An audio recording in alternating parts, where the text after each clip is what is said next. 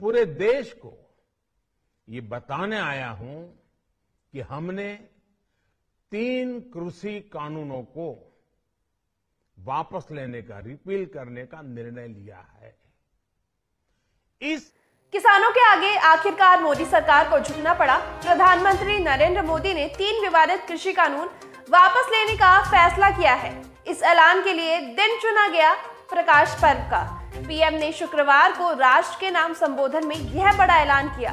उन्होंने कहा कि सरकार ये कानून काश्तकारों के हित में नेक नियत से लाई थी, लेकिन हम कुछ किसानों को समझाने में नाकाम रहे। इस महीने के अंत में शुरू होने जा रहे संसद सत्र में, इसी महीने में, हम 3 कृषि कानूनों को रिपील करने की संवैधानिक प्रक्रिया को पूरा कर देंगे।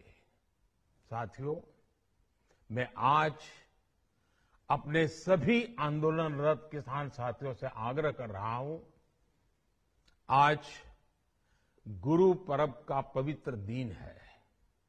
अब आप अपने अपने घर लौटे, अपने खेत में लौटे, अपने परिवार के बीच लौटे।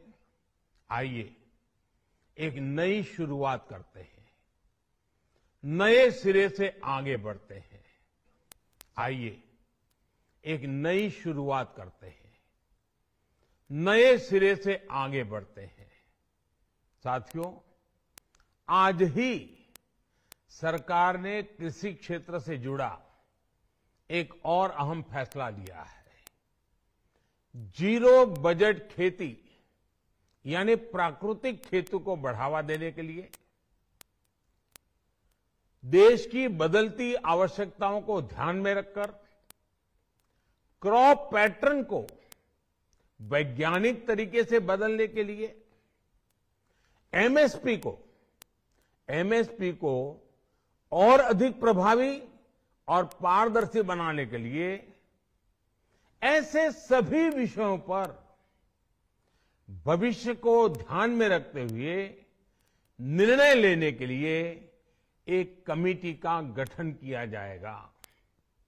इस कमेटी में केंद्र सरकार, राज्य सरकारों के प्रतिनिधि होंगे, किसान होंगे, कृषि वैज्ञानिक होंगे, कृषि अर्थशास्त्री होंगे।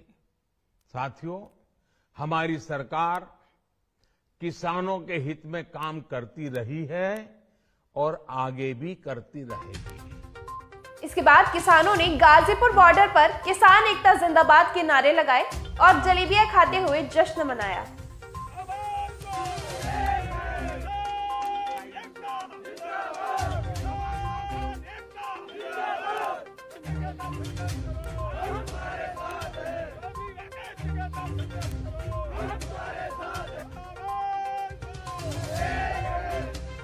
इस पर किसान आंदोलन के नेता राकेश टिकैत ने ट्वीट करते हुए लिखा कि आंदोलन तत्काल वापस नहीं होगा। हम उस दिन का इंतजार करेंगे जब संसद में कानून रद्द किया जाएगा। सरकार एमएसपी के साथ साथ किसानों के दूसरे मुद्दे पर भी करे बातचीत। आज देश के करोड़ों अन्नदाताओं की जीत हुई है। अन्नदाताओं की आंदोलन की बदौलत, लंबे संघर्ष की बदौलत, उनकी शहादत और कुर्बानी की बदौलत नरेंद्र मोदी जी की अहंकारी और तानाशाह सरकार को झुकना पड़ा और 3 काला कानून वापस लेना पड़ा। ये 3 काला कानून वापस क्यों लिया गया है? क्योंकि चुनाव दर चुनाव नरेंद्र मोदी जी की सरकार को सबक सिखा रहे थे किसान भाई, सबक सिखा रही थी इस देश की जनता, सबक सिखा रहे थे इस देश के अन्नदाता, और चुनाव में हार के डर से उन्होंने ये काला कानून वापस लिया है। मैं पूछना चाहता हूं नरेंद्र मोदी जी से, आप किस बात का इंतजार कर रहे थे? किसान भाइयों को आतंकवादी कहा गया, खालिस्तानी कहा गया, मवाली कहा गया, उनके सामने तार बिछाए गए और दुश्मन देश के नागरिक की तरह उनसे व्यवहार किया गया, उनको इस देश का दुश्मन बताया गया। तब आप मोदी जी खामोश थे और ये 3 काला कानून वापस नहीं लिया गया।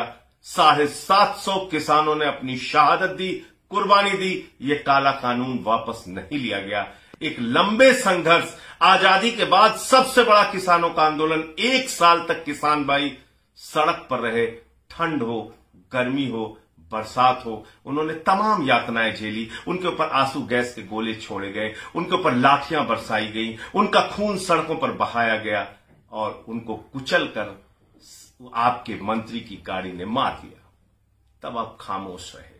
आज चुनाव के डर से, चुनाव में हार के डर से आपने तीनों काला कानून वापस लिया है। नरेंद्र मोदी जी, ये देश का अन्नदाता भी समझ रहा है, देश का किसान भी समझ रहा है। सड़क से संसद तक आम आदमी पार्टी किसान भाइयों के साथ थी, है और रहेगी। जब ये काला कानून संसद में आया था, उस वक्त मुझे मार्शल से घसीटकर संसद से बाहर किया गया था, मुझे निलंबित भी किया गया था।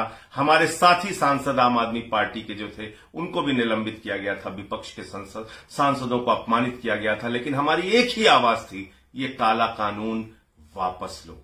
ये काला कानून इस देश में लागू नहीं होना चाहिए। आज 1 साल के किसान आंदोलन की ये जीत है, जो ये काला कानून आपको वापस लेना पड़ा है। मैं फिर से कहना चाहता हूं, आम आदमी पार्टी के नेता अरविंद केजरीवाल जी और आम आदमी पार्टी का एक एक कार्यकर्ता आज किसान भाइयों को बधाई देता है। किसान आंदोलन में पहले दिन से केजरीवाल जी और पूरी पार्टी साथ थी, है और रहेगी। लगातार खबरों से जुड़े रहने के लिए बने रहिए चाणक्य लाइव पर। वीडियो को लाइक एंड शेयर जरूर करें। नमस्कार।